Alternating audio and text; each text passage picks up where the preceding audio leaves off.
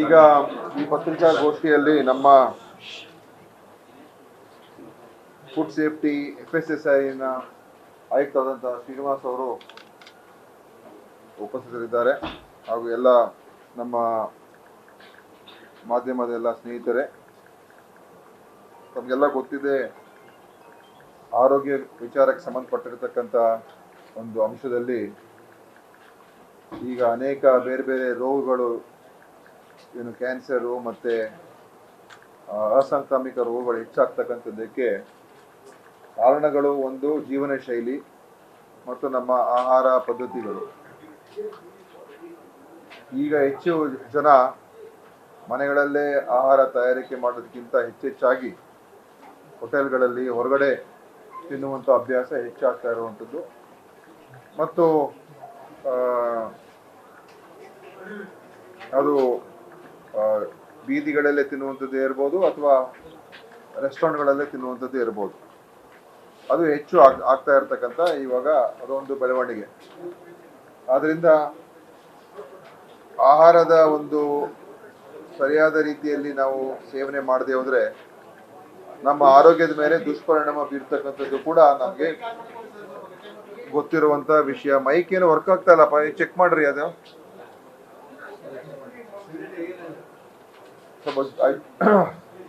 ಇದು ಅದಿಲ್ಲಲ್ಲ, ಏನು ಆನೇ ಮಾಡಿಲ್ಲ, ಯಾರಿಲ್ವಾ ಇಲ್ಲಿ? ಸೊ ಅದರಿಂದ ವರ್ಕ್ ಆನೇ ಮಾಡಿಲ್ಲ.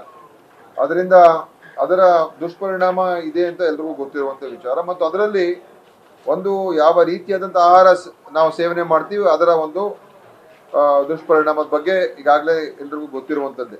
ಹೆಚ್ಚು ಒಂದು ಕೊಬ್ಬಿನ ಅಂಶ ಇರ್ತಕ್ಕಂಥದ್ದು, ಹೆಚ್ಚು ಏನು ಉಪ್ಪು ಮತ್ತು ಹೆಚ್ಚು ಸಕ್ಕರೆ ಇರುವಂಥ ಆಹಾರಗಳು, ಸಂಸ್ಕರಣ ಆಗಿರುವಂಥ ಆಹಾರಗಳು, ಪ್ರೊಸೆಸ್ ಫುಡ್ಸ್, ಇವೆಲ್ಲ ಅದರ ದುಷ್ಪರಿಣಾಮಗಳು ಇದ್ದೇ ಇದೆ.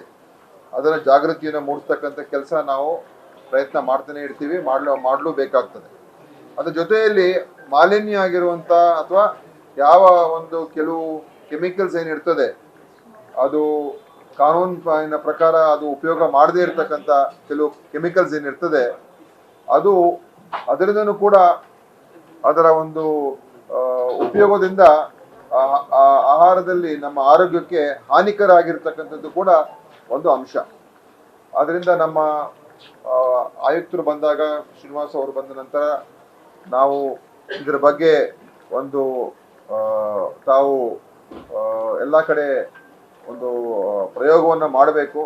ಎಲ್ಲ ಕಡೆ ಹೋಗಿ ಸರ್ವೆಯನ್ನು ಮಾಡಿಸಿ ಯಾವ್ಯಾವ ರೀತಿಯಾಗಿ ಇದರ ದುಷ್ಪರಿಣಾಮ ಏನು ಆಗ್ತಾ ಇದೆ ಅಂತ ಅಥವಾ ಯಾವ ಪರಿಸ್ಥಿತಿ ಇದೆ ತಿಳ್ಕೊಳ್ಬೇಕು ಅಂತ ಹೇಳಿ ನಾವು ಅವರಿಗೆ ಇದನ್ನ ಒಂದು ಅವ್ರ ಜೊತೆ ಚರ್ಚೆ ಮಾಡಿದಾಗ ಅವರು ಏನು ವಿಶೇಷವಾಗಿ 2 ಪದಾರ್ಥಗಳ ಮೇಲೆ ಸಾರ್ವಜನಿಕ ವಲಯದಲ್ಲಿ ಹೆಚ್ಚು ಇದರ ಬಗ್ಗೆ ಒಂದು ರೀತಿ ಮಾಹಿತಿ ಇರೋದ್ರಿಂದ, ಕಾಟನ್ ಕ್ಯಾಂಡಿ ಮತ್ತು ಗೋಬಿ ಮಂಚೂರಿಯನ್, ಈ 2ರಲ್ಲೂ ಕೂಡ ಅವರು ಒಂದು ಅದನ್ನ ಒಂದು ಸ್ಯಾಂಪಲ್ಗಳನ್ನೆಲ್ಲ ಕಲೆಕ್ಟ್ ಮಾಡೋಕ್ಕೆ ಶುರು ಮಾಡಿದ್ರು. ಆ ಸ್ಯಾಂಪಲ್ಗಳನ್ನು, ಮಾದರಿಗಳನ್ನು ಬೇರೆ ಬೇರೆ ಕಡೆ, ಹಲವಾರು ಕಡೆ, ಕೆಲವು ಸ್ಟ್ರೀಟ್ ವೆಂಡರ್ಸ್ ಇರ್ಬೋದು, ಕೆಲವು ಹೋಟೆಲ್ಗಳಿರ್ಬೋದು, ಕೆಲವು ಸಣ್ಣ ಪುಟ್ಟ ಏನು ರೆಸ್ಟೋರೆಂಟ್ಗಳಿರ್ಬೋದು, ಅಲ್ಲೆಲ್ಲ ಹೋಗಿ ಸುಮಾರು ಗೋಬಿ ಮಂಚೂರಿಯನ್ದು 171 ಮಾದರಿಗಳನ್ನು ಸಂಗ್ರಹಣೆ ಮಾಡಿದ್ರು. ಮತ್ತು ಅದರಲ್ಲಿ ಕೃತಕ ಬಣ್ಣಗಳ ಏನು ಅಸುರಕ್ಷಿತ ಮಾದರಿಯಲ್ಲಿ ಅದ್ರಲ್ಲಿ ಪತ್ತೆ ಹಚ್ಚಿರ್ತಕ್ಕಂಥದ್ದು ಅನ್ಸೇಫ್ ಸ್ಯಾಂಪಲ್ ಏನೋ ಅಂತ ಹೇಳ್ತೀವಿ, ಅದು 107 ಇದೆ. ಮತ್ತು ನಿಮಗೆ ಪ್ರೆಸ್ ನೋಟೆ ಕೊಡ್ತೀವಿ, ಬಂದಿದೆಯಾ? ಎಲ್ಲ ಕೊಟ್ಟಿದ್ದೀವಿ. ಸೊ ಗೋಬಿ ಮಂಚೂರಿಯನ್ದು ಮಾಡಿದ್ದೀವಿ, ಕಾಟನ್ ಕ್ಯಾಂಡಿನೂ ಮಾಡಿದ್ದೀವಿ. ಅದರಲ್ಲಿ ಎಲ್ಲೆಲ್ಲಿ ಒಂದು ಅನ್ಸೇಫ್ ಇದೆ, ಎಷ್ಟು ಸ್ಯಾಂಪಲ್, ಅದ್ರ ಬಗ್ಗೆ ನಿಮಗೆ ಮಾಹಿತಿ ಕೊಟ್ಟಿದ್ದೀವಿ. ಸೊ ಇದರಲ್ಲಿ ಏನು 2 ವಿಶೇಷವಾದಂಥ ಕೆಮಿಕಲ್ಸು, ಒಂದು ರೋಡಮೈನ್ ಬಿ ಅಂತ, ಇನ್ನೊಂದು ಟಾಟ್ರೆಝೈನ್ ಅಂತ. ಅದು ಇವತ್ತು ಅದನ್ನ ನಾವು ಈ ಒಂದು ಪದಾರ್ಥಗಳಲ್ಲಿ ನಮಗೆ ಸಿಕ್ಕಿರುವಂಥದ್ದು, ನಮ್ಮ ಈ ಸ್ಯಾಂಪಲ್ಗಳಲ್ಲಿ ಸಿಕ್ಕಿರುವಂಥದ್ದು. ಸೊ ಇದು ಅನ್ಸೇಫ್, ನಮ್ಮ ಒಂದು ಉಪಯೋಗಕ್ಕೆ ಅನ್ಸೇಫ್. ಈ ರೋಡೋಮೈನ್ ಬಿ ಅದು ಕ್ಯಾನ್ಸರ್ಗೆ ಕಾರ್ಸಿನೋಜೆನಿಕ್ ಅಂತ ಏನು ಹೇಳ್ತೀವಿ, ಕ್ಯಾನ್ಸರ್ಗೆ ಒಂದು ಬರೋದಕ್ಕೆ ಒಂದು ರೀತಿ ಈ ಆಹಾರ ರೆಗ್ಯುಲರ್ ಆಗಿ ಸೇವನೆ ಮಾಡಿದ್ರೆ ಇದು ಈ ಕೆಮಿಕಲ್ಲು ಅದಕ್ಕೆ ಅವಕಾಶ ಮಾಡಿಕೊಡುವಂಥದ್ದು. ಅದರಿಂದ ಈ ಕಲರಿಂಗ್ ಏಜೆಂಟ್ ಏನಿದೆ ವಿಶೇಷವಾಗಿ ಇದು ಯೂಸ್ ಮಾಡುವಂಗೆ ಇಲ್ಲ. ಇದು ಕಂಪ್ಲೀಟ್ಲಿ ಇದಕ್ಕೆ ಪರ್ಮಿಷನ್ನೇ ಇಲ್ಲ, ಯಾವ ಪದಾರ್ಥದಲ್ಲೂ ಕೂಡ ಉಪಯೋಗ ಮಾಡೋಂಗಿಲ್ಲ ಇದು ಯಾವುದೋ ರೋಡೋಮೈನ್ ಬಿ.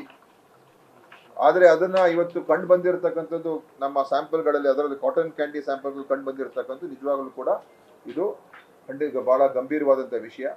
ಯಾಕಂದರೆ ಮಕ್ಕಳು ಹೆಚ್ಚಾಗಿ ಇದನ್ನು ಸೇವಿಸ್ತಾರೆ ಮತ್ತು ಅವರ ಆರೋಗ್ಯದ ಮೇಲೆ ದುಷ್ಪರಿಣಾಮ ಬೀರುವಂಥದ್ದು ಕೂಡ ಆಗ್ತದೆ. ಸೊ ಅದಕ್ಕೆ ಇದು ಸಂಪೂರ್ಣವಾಗಿ ಕಾನೂನು ಬಾಹಿರ. ಆದ್ದರಿಂದ ಯಾವುದೇ ಕಾಟನ್ ಕ್ಯಾಂಡಿ ಅದು ಯಾಕೆ ಉಪಯೋಗ ಮಾಡ್ತಾರೆ ಅಂತ ಹೇಳಿದ್ರೆ, ಇನ್ನು ಅದು ಕೆಂಪಾಗಿ ಅಥವಾ ಏನು ಈ ಗುಲಾಬಿಯ ಒಂದು ಬಣ್ಣ ಕಾಣೋದಕ್ಕೆ, ಆ ರೋಸ್ ಕಲರ್ ಬರೋದಕ್ಕೆ, ಪಿಂಕ್ ಕಲರ್ ಬರೋದಕ್ಕೆ ಇದನ್ನು ಉಪಯೋಗ ಮಾಡ್ತಾರೆ. ಅದು ನೋಡೋದಕ್ಕೆ ಅಟ್ರಾಕ್ಟಿವ್ ಆಗಿರುತ್ತೆ, ಆಕರ್ಷಣೀಯವಾಗಿರುತ್ತೆ ಅಂತ. ಆದರೆ ಖಂಡಿತವಾಗಿ ಇದು ಯಾವುದೇ ಕಾರಣಕ್ಕೂ ಕೂಡ ಉಪಯೋಗ ಮಾಡೋಂಗಿಲ್ಲ. ಈಗ ಒಂದು ಸುತ್ತೋಲೆಯನ್ನು ಕೂಡ ನಮ್ಮ ಆಯುಕ್ತರು ಇವತ್ತು ಹೊರಡಿಸಿದ್ದಾರೆ. ಆದ್ದರಿಂದ ಇದು ನಮ್ಮ ಜನರು ಕೂಡ ಇದನ್ನು ಜಾಗೃತಿಯನ್ನು ಮೂಡಿಸ್ತೀವಿ. ಮತ್ತು ಮುಂದಿನ ದಿವಸಗಳಲ್ಲಿ ಯಾರ್ಯಾರು ಈ ರೀತಿಯಾದಂಥ ಪ್ರಕರಣಗಳಲ್ಲಿ ಇಂತಿಂಥ ಒಂದು ಉಪಯೋಗ ಮಾಡ್ತಾ ಇದ್ದಾರೆ ಗೊತ್ತಾದರೆ ಅಂಥವ್ರ ಮೇಲೆ ಕಠಿಣವಾದಂಥ ಕಾನೂನಾತ್ಮಕವಾದಂಥ ಕ್ರಮಗಳನ್ನು ತಗೊಳ್ತಕ್ಕಂಥದ್ದು ಕೂಡ ಮಾಡ್ತೀವಿ. ನ್ಯೂಸ್ ಫಸ್ಟ್ ನಿರ್ಭೀತಿಯಿಂದ ನಿಮ್ಮ ಪರವಾಗಿ.